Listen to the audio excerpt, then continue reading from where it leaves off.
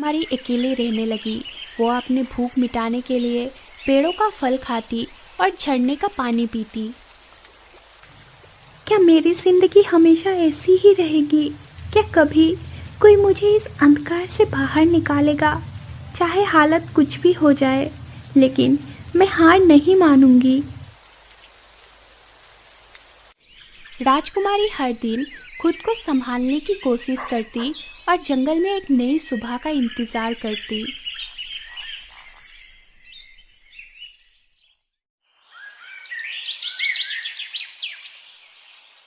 कुछ समय बीता। राजकुमारी इसी तरह से जंगल में अपना जीवन बिताने लगी।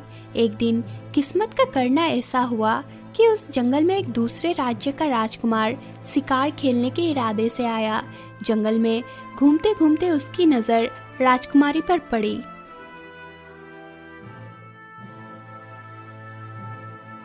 राजकुमारी की सुंदरता देखकर राजकुमार मोहित हो गया।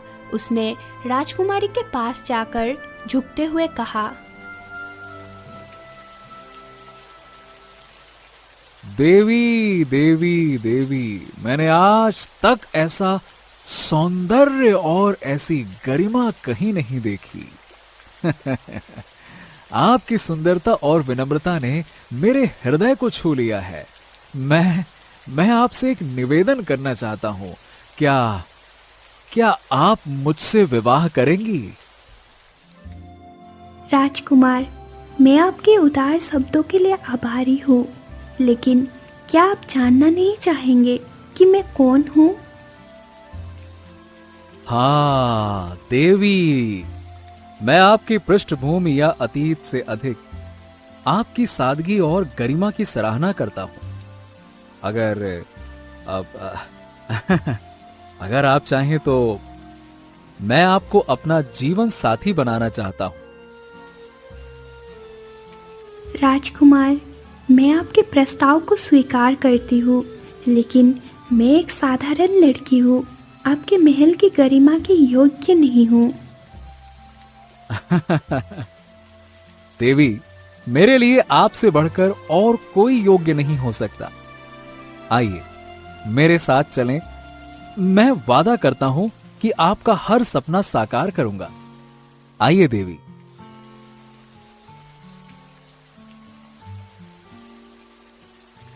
राजकुमार ने राजकुमारी का हाथ थामा और उसे अपने साथ अपने राज्य में ले जाने के लिए तैयार हो गया। अपने राज्य में पहुंचते ही राजकुमार सबसे पहले अपने मंत्री के घर गया और मंत्री से कहने लगा, मंत्री जी, इस लड़की को अपनी बेटी जैसा समझो। मैं कल इसका रिश्ता मांगने के लिए जाऊंगा और फिर इसे ब्याह कर अपने महल में ले आऊंगा। तब तक आप इसे मेरी अमानत समझकर अपने पास ही रखिए, ठीक है ना? ओ राजकुमार जी, आप बिल्कुल चिंता ना करें। यह लड़की अब मेरी बेटी है। जब भी आपका मन करे आप इससे ब्याह कर ले जाइएगा, ठीक है? अमृत्य सेन ने राजकुमारी को मंत्री के घर पर छोड़ा और अगले ही दिन कुछ दरबारियों को मंत्री के घर पर रिश्ता करने के लिए भेज दिया।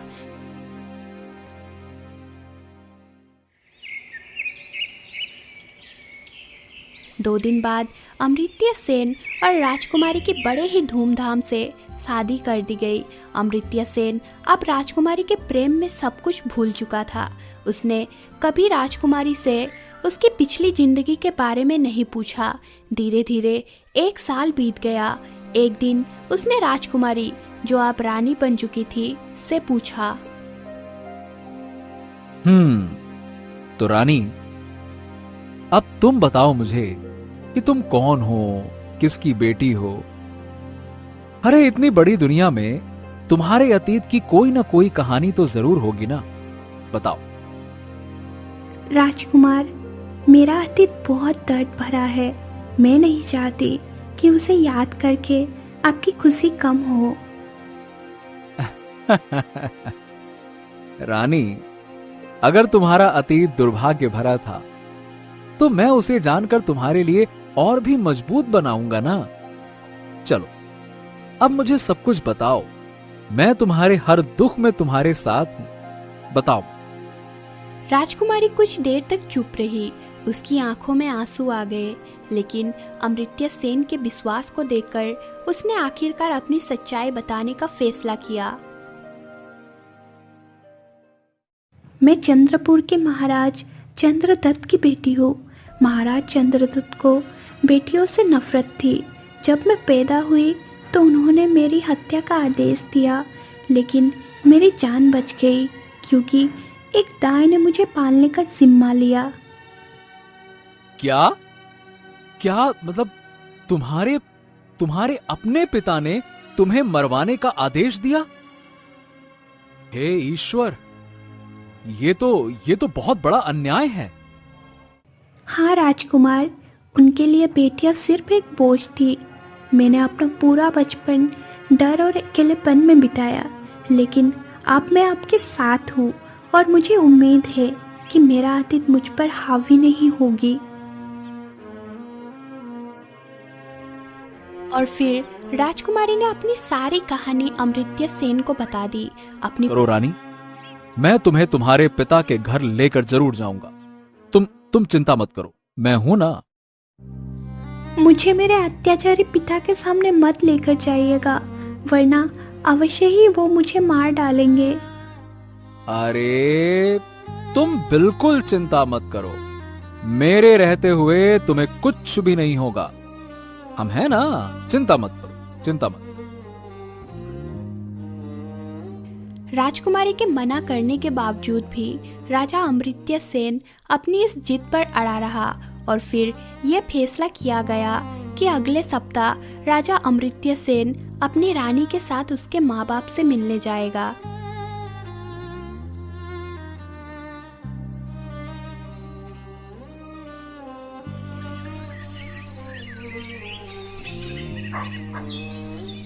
और फिर राजा अमृत्य सेन ने राजकुमारी को चंद्रपुर भेजने का इंतजाम करवाया। सेनापति जी, मैं किसी जरूरी काम के लिए 2 दिनों के लिए राज्य से बाहर जा रहा हूं। आप हमारी रानी को लेकर कुछ सैनिकों के साथ चंद्रपुर जाइए। मैं 2 दिन बाद अपना काम पूरा करके उन्हें रास्ते में ही मिल जाऊंगा, ठीक है ना?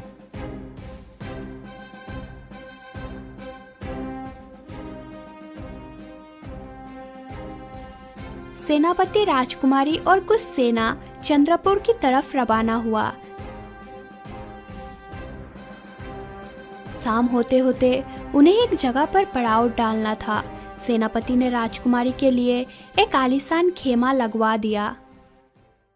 राजकुमारी ने देखा कि सेनापति का खेमा भी उसके खेमे के बिल्कुल नजदीक लगाया गया था। उसने सेनापति को बुलाकर उससे पूछा, तुम जानते हो मैं एक राजा की बेटी हूँ और एक राजा की पत्नी भी हूँ। तुम अपना खेमा यहाँ पर नहीं बल्कि यहाँ से कुछ दूरी पर लगाओ। महारानी जी, महाराज ने मुझे आपकी सुरक्षा के लिए भेजा है। अगर आपको कुछ हो गया तो भला मैं महाराज को क्या जवाब दूंगा?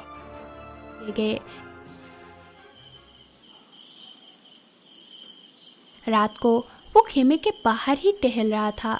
जैसे ही सब लोगों की सोने का एहसास हुआ, सेनापति राजकुमारी के खेमे में दाखिल हो गया। राजकुमारी खेमे में जब आहट सुनी तो वो जाग गई।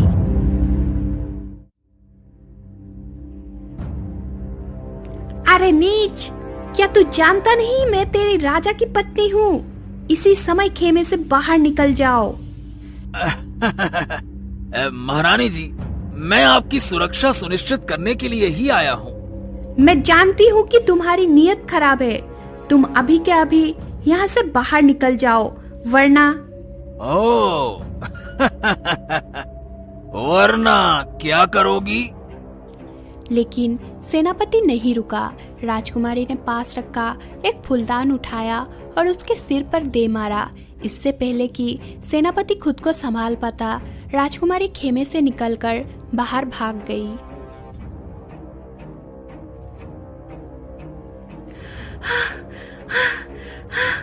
अगर मैंने शोर मचाया तो ये सैनिक सेनापति का ही साथ देंगे और मुझे खुद अपनी जान बचानी होगी।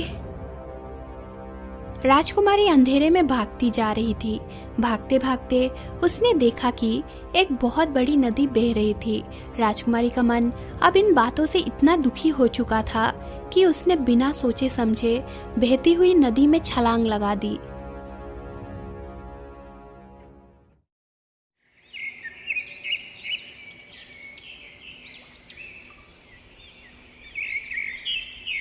नदी के किनारे दो भाई मछलियां पकड़ने के काम कर रहे थे। अरे आज की पकड़ तो कुछ खास नहीं रही। लगता है हमें थोड़ी और आगे बढ़ना चाहिए। क्यों भाई, शायद वहाँ मछलियाँ ज्यादा हों।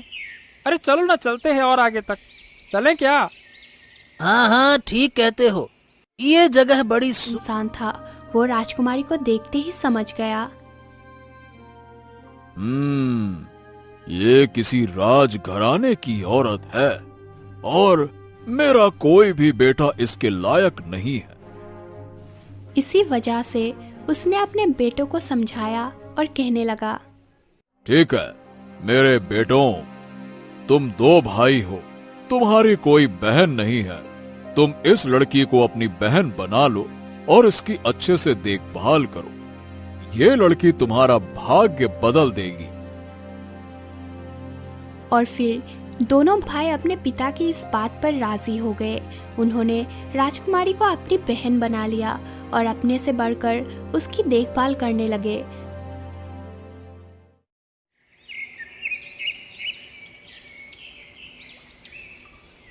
दूसरी तरफ जब राजा अमृत्य सेन अगले दिन अपने काफिले के साथ सेनापति के पास पहुंचा तो देखा कि उसकी पत्नी वहां पर नहीं थी। उसने सेनापति से पूछा, अरे मेरी पत्नी कहाँ है सेनापति? महाराज, रानी जी तो एक जादू टोना करने वाली औरत थी। कल रात को उसने हमसे उल्लू की आंखें, बिल्ली का खून और गिरगिट की पूंछ मंगवाई थी। रात भर वो अपने खेमे में न जाने क्या करती रही।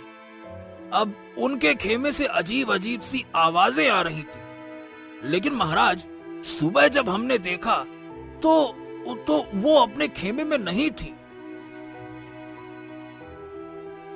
राजा को ये सारी बातें सुनकर बड़ी ही हैरानी हुई। उसे अपने सेनापति पर